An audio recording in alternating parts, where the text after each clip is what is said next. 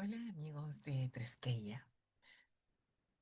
Para los que me han preguntado qué significa Tresqueya, es una palabra mm, que definiría lo más parecido a lo que hoy en día consideramos como religión, pero que lo más literal posible al contexto de la época sería como culto a los dioses. ¿Ya? Y hoy en este video vamos a conocer sobre sus dioses y su mitología. Recordemos que este es un grupo de recreación histórica, por lo tanto, no tiene lo menos posible, no es que no tenga, porque a veces no hay fuentes, tiene lo menos posible de ingredientes que son de ficción, ¿sí? Es decir, hay muchos canales, información sobre distintas historias, hay partes de la época griega que se han llevado también al cine, ¿cierto? Que tienen su parte de ficción. Nosotros tratamos de apegarnos lo más posible a la historia. ¿Ya? Eh, de hecho, para la historia del origen de los dioses, una de las principales fuentes que se tiene es Heródoto, en su libro 2 nos relata el origen de los dioses. ¿Ya? Y está acá, textual, un trozo de ese párrafo y dice, no obstante, el origen de cada dios, o si todos han existido desde siempre, y cuál era su fisonomía, no lo han sabido hasta hace poco, hasta ayer mismo, por así decirlo. Pues creo que Hesiodo y Homero, dada la época en que vivieron, me han precedido en 400 años, 400 años antes de Heródoto, ¿cierto? Y no en más. Y ellos fueron los que crearon en sus poemas una teogonía para los griegos. Dieron a los dioses sus epítetos, precisaron sus prerrogativas y competencias y determinaron su fisonomía. Y por su parte, los poetas, que tienen fama de haber vivido antes que ellos, lo hicieron. Al menos esa es mi opinión después. Es decir, Heródoto nos está diciendo, ¿cierto?, que se refiere a los textos poéticos de Hesiodo y de Homero, de los cuales ellos rescatan cómo es que, de dónde vienen, quiénes son estas deidades. Recordemos que en la antigua Grecia no existía la prosa, ¿cierto?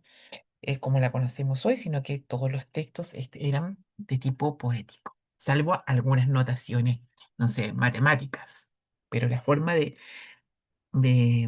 escribir era en poesía, que es una de las cosas que más amo también. Espero en algún momento poder aprender griego antiguo y leerlos en original. Me pidieron igual que hablar un poquito de mi experiencia. Bueno, yo conecto con la religión en todas sus formas, es decir, no solo practico la religión griega, muy griega porque es politeísta, sino que además otras corrientes espirituales. Me dedico a ayudar a las personas en su desarrollo personal y espiritual también. Entonces, esta es un hermoso hobby que complementa otros tantos del desarrollo del ser.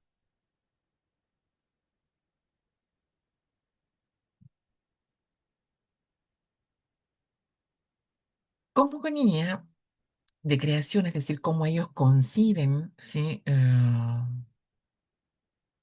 Que fue creado el mundo. Hay muchas. En otras culturas también existía eso de que había muchas cosmogonías. Por ejemplo, en el antiguo Egipto, por lo menos existían unas tres teogonías. Eran la tebana, no me acuerdo otras más, así como que eran formas de describir cómo había nacido la vida en el mundo, mm, según diferentes corrientes. En Grecia no es la excepción, existen varias cosmogonías. Y vamos a relatar esta que Hesiodo nos comenta. Y dice, en primer lugar existió el caos, Después Gea, la de amplio pecho, sede siempre segura de todos los inmortales que habitan la nevada cumbre del Olimpo, en el fondo de la tierra, de anchos caminos, existió el Tártaro. O sea que está diciendo que existía tierra y Tártaro. Por último, Eros, el más hermoso entre todos los dioses inmortales, que afloja los miembros y cautiva de todos los dioses y todos los hombres el corazón y la sensata voluntad en sus pechos. Si ya tenemos tres ingredientes acá, a Caos, a Gea y a Eros, como los dioses, digamos, primigenios. Es decir, Caos, ¿sí? Gea y Eros serían los primeros dioses o dioses primigenios. Del caos nacen o surgen Erebo, la negra noche. Y de Erebo, la negra noche, surge a su vez el éter y el día, a los que nombró preñada en contacto amoroso con Erebo. Gea alumbró primero al estrellado Urano, con sus mismas proporciones, para que la contuviera por todas las partes. Urano, ¿cierto? Como esta cúpula celeste que puede contener a la Tierra para que, para que ella no se expanda infinitamente.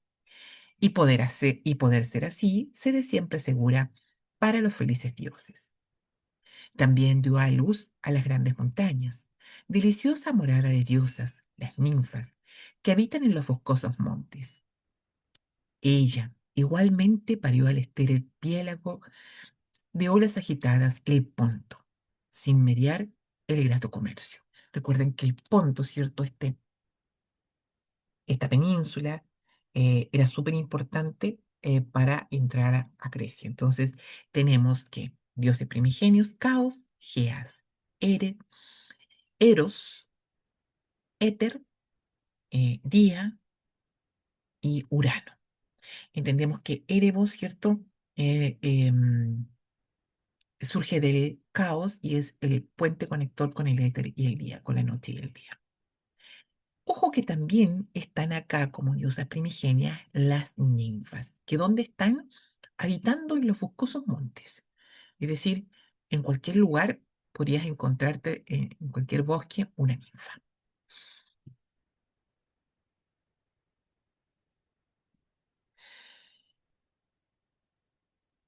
La filosofía está súper, súper, súper relacionada con la cosmogonía, es decir, con la forma de ver de cómo nacen las cosas.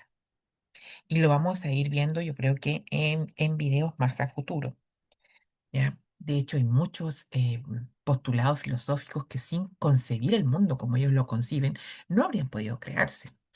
¿M? Algunos presocráticos, como Empédocles, él dice que todo existe en una esfera y que en esa esfera son el amor y el odio, lo que hace que se junte. Recordemos que Eros aparece en la cosmogonía. Sí, este Eros, este amor, es el que hace que la gente se junte. Y el odio es el que hace que la gente se separe. Es decir, la materia se junta o la materia se separa. Como verán, surge de esta noción de que Eros es una fuerza de atracción que une. El amor une y el odio separa. Entonces, ellos luego, muy a posterior, establecen también postulados filosóficos sobre que hay cosas que unen a la materia y hay cosas que separan a la materia. De hecho, Demócrito llega a la teoría atómica eh, a través de esto también. ¿M?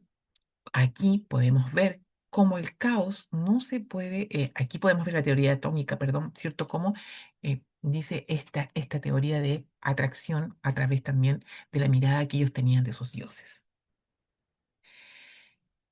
Ojo que el caos no es algo que crea y que da origen a Erebo y luego Erebor sigue creando y desaparece, sino que el caos está siempre presente ahí, ¿sí? No es como yo tuve a Erebo, Erebo tuvo a Éter y a Día y de luego me fui. Está siempre ahí, ¿sí? Está ahí siempre este caos actuando como una materia primigenia.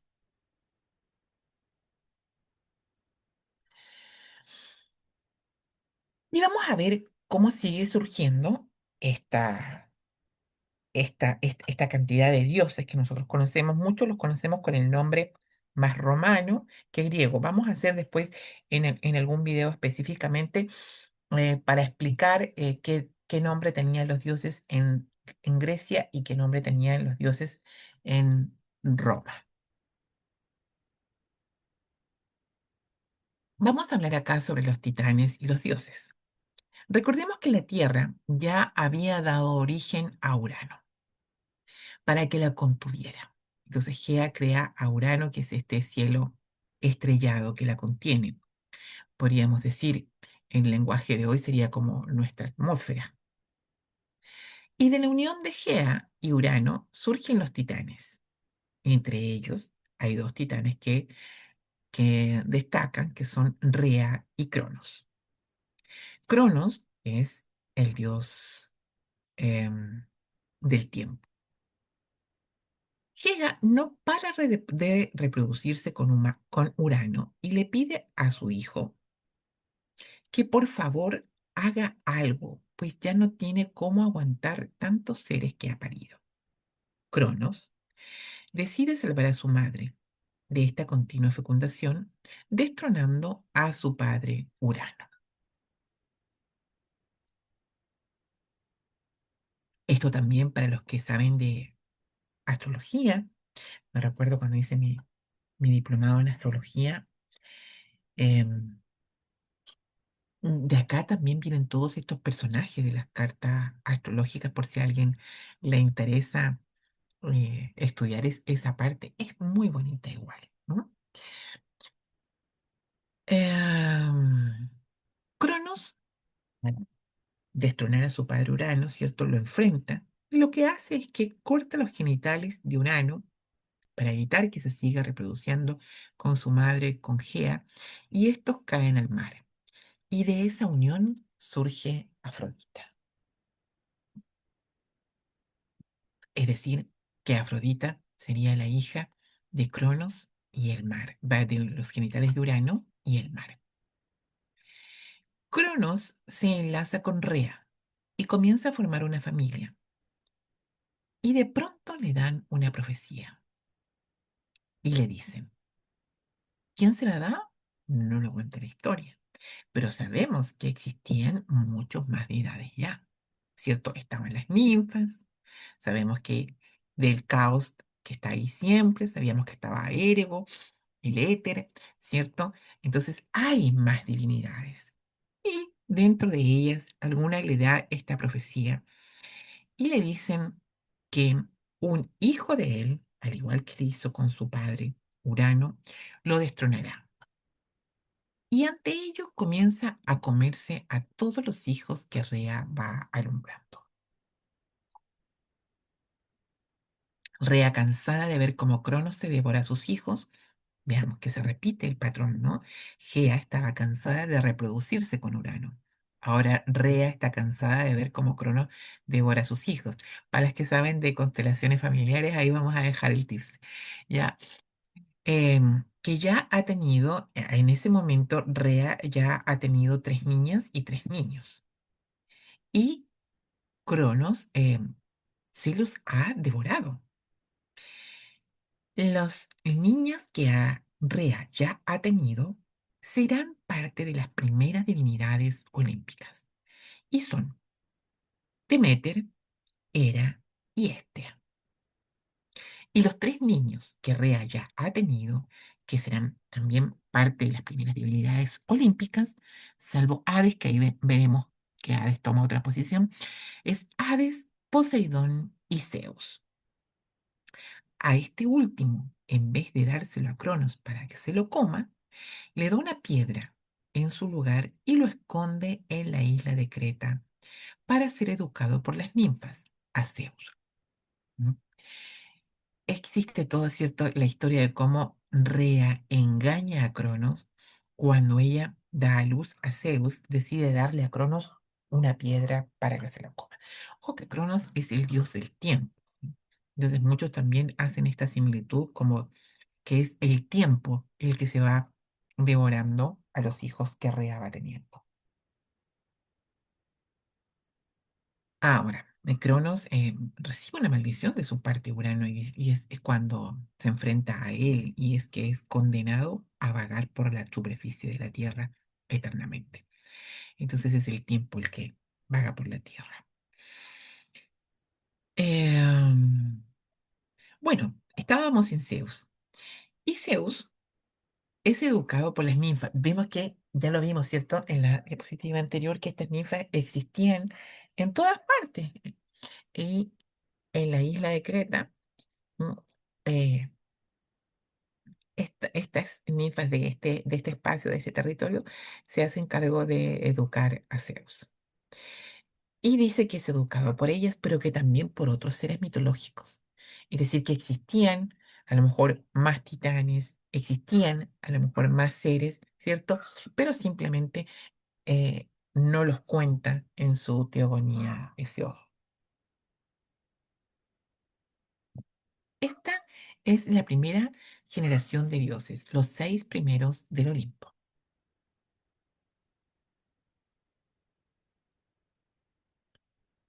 Y nos adentramos a la parte de la titanomaquia, que inicia con Zeus derrotando a su padre Cronos, tal como se lo habían profetizado. Y se inicia, Zeus derroca a su padre Cronos y así inicia una lucha entre las divinidades olímpicas, que recordemos que son, ¿cierto?, estos hijos que ha tenido Rea con Cronos, y los titanes. Es decir, que Gea había tenido muchas otras criaturas con Urano llamadas los titanes. De esos titanes se rescató los más importantes, que eran Rea y Cronos, porque dan origen a las divinidades olímpicas, pero habían más, ¿ya? Y en esta lucha con los titanes, Zeus, vencedor, se convierte en el rey del Olimpio, del Monte Olimpo. Zeus ha tenido conflicto con todo el mundo, pero sigue siendo el soberano del Olimpo. Es decir, era tremendazo guerrero porque vivía ganando las batallas. Estos serían los dioses de primera generación, que eran de forma humana, pero con características divinas, ¿sí? Los titanes no tenían forma humana, sino que podemos encontrar, por ejemplo, gigantes. Hay otros textos que los describen como con muchos brazos, con muchos ojos, sí, sí. Serían a los ojos nuestros hoy día deformaciones.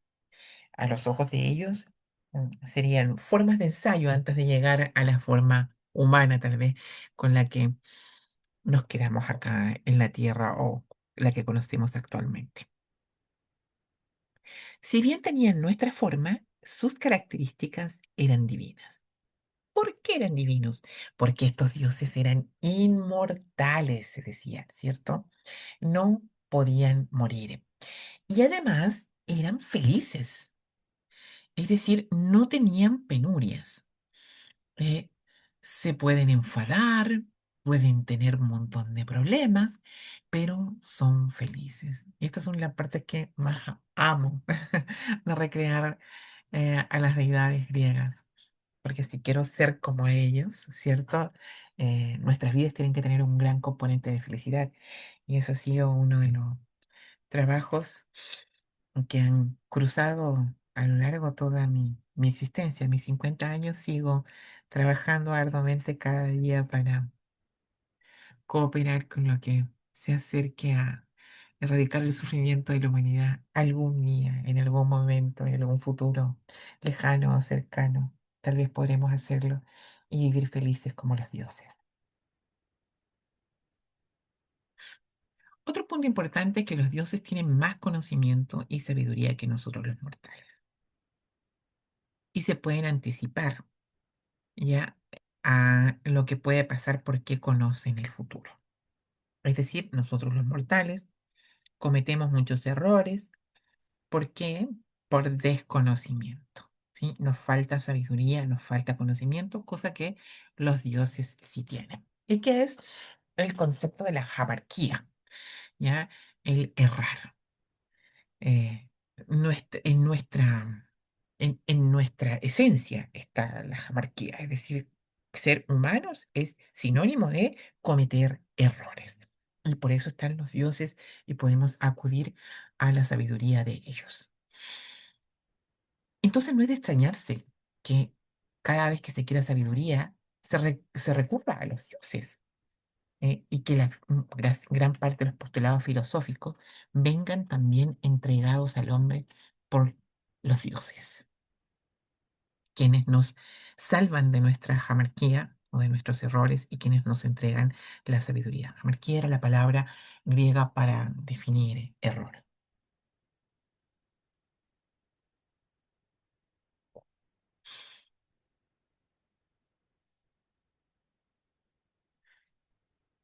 ¿Cómo llegamos a los 12 dioses olímpicos? Si vemos que originalmente, ¿cierto? Seis son los hijos de Cronos y de Rea. Bueno, básicamente Zeus empieza a reproducirse con todo lo que ve.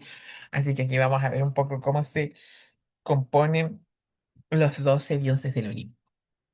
Hera, y ya vimos que era hija de Rea y de Cronos, ¿cierto? Se le entrega el hogar, las mujeres y la familia. Y además, Hera era la esposa de Zeus. A Hestia, el ámbito de acción o la sabiduría en donde va a actuar esta deidad, porque recordemos que los dioses eran sabios, entonces, ¿en qué tenían sabiduría esta deidad? Era en el hogar, en las mujeres y en la familia. La sabiduría de Hestia estaba en el fuego del hogar, el cuidado de los niños. Si bien no la dejaron en el Olimpo mismo, sino que la bajaron a las casas donde estaba el fuego del hogar y el cuidado de los niños.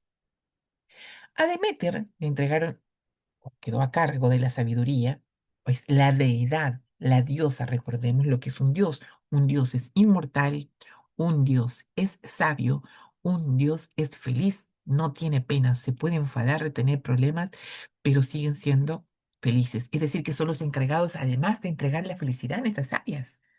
Es decir, de el buen vivir en el hogar era, sí, o la felicidad de las mujeres y la familia.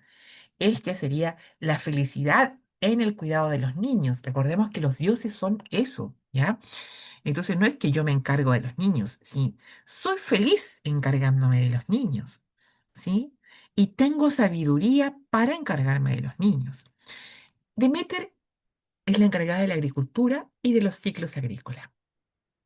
Poseidón de las aguas, del mar, de los ríos y de los lagos. En algún video les contaré una hermosa experiencia que he tenido acá, invocando a Poseidón en, acá en el lugar donde vivimos. Nosotros también vivimos en el mar, en la península de Walpen. Y cuando estaba en la isla de Chiloé, que es otro de los lugares donde también suelo residir, sentía esta similitud con el archipiélago de Grecia y el archipiélago de Chiloé acá en el sur de Chile. Hades, el inframundo, no vive en el Olimpo, pero es parte de las deidades. Por eso no tiene número ahí, porque él está en el inframundo. Zeus es el dios del cielo y la meteorología. Zeus se casa con Hera, tienen hijos y surge la segunda generación de dioses, es decir, de estos dioses primigenios, o la primera generación, que son estos seis, surge Ares, que es el dios de la guerra violenta, porque Atenea es el dios de la guerra táctica. Es súper buena esta porque, bueno, relatan otras historias que Hera y Zeus se llevaban pésimo, ¿no? Peleaban por todo. Además que Zeus vivía teniendo relaciones extramaritales con todo lo que se moviera, básicamente. ¿No? Entonces no es de extrañar que entre el hijo de los dos, ¿no? Ese era el dios de la guerra. Artemis es la madre de Apolo y también es hijo de Hera y de Zeus. Apolo, hijo de Artemis, Atenea, que era la diosa de la guerra táctica y luego diosa tutelar de Atenas. Hermes, que los iremos conociendo a todos, y aquí estoy refiriéndome en general para que ustedes vean de dónde vienen, porque ya tendremos em, una PPT dedicada a cada edad y explicaremos un poco más de los cultos y de qué área estaban encargadas cada una de las deidades. Dionisio que era el dios el similar a Baco, que es bastante conocido del Imperio Romano, el dios cierto de la vendimia, la uva, pero también de los placeres. Hefesto, que es el de la fragua. Y Afrodita, que vimos que si bien no es hija de Hera y de Zeus, pues surge de los testículos de Urano cuando estos caen al mar. Sí, hay que hacer una distinción entre los dioses tectónicos que viven en el inframundo y relacionados con el mundo de los muertos y los dioses olímpicos. ¿Sí? Es decir, los dioses olímpicos vivían en el Olimpo, en el monte Olimpo, ya en las alturas. Y los dioses tectónicos vivían en el inframundo y están relacionados con el mundo de los muertos. Y ahí, como deidad regente del inframundo, está Hades.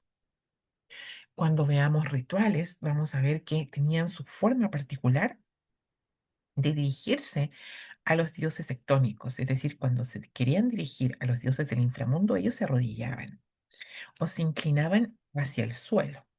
Y cuando querían dirigirse al Olimpo, ellos elevaban sus manos hacia el cielo para dirigirse hacia los dioses olímpicos. Luego veremos la historia del rapto de Perséfone, porque Perséfone, cuando veamos esa historia, nos vamos a dar cuenta cómo es que fue a parar una estación al año al inframundo, allí con Hades, y que sería nuestro invierno. Es decir, cuando estamos en invierno, Perséfone está en el Hades y toda la tierra está dormida. Bien, hasta acá vamos a dejar este video que es sobre la cosmogonía para luego entrar al siguiente video donde voy a ir explicando cada una de las deidades olímpicas, entendiendo que habían muchas deidades más. Nos vemos en el próximo video. Un abrazo.